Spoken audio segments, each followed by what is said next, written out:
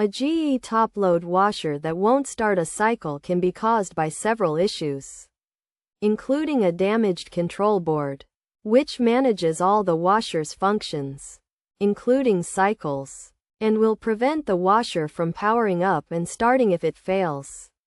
Another possible cause is a jammed lid lock, as a washer lid that is jammed won't be able to latch correctly and therefore won't engage in a cycle. A faulty user interface can also hinder the ability to change wash cycle settings, leading to the washer not starting a cycle.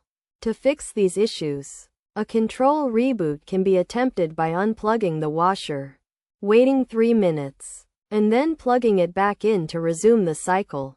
If this doesn't work, replacing the user interface board may be necessary, which involves removing the control panel to access the board and replacing it if damaged.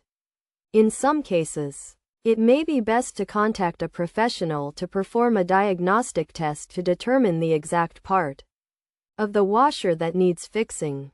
By following these steps, a GE top-load washer that won't start a cycle can be easily fixed.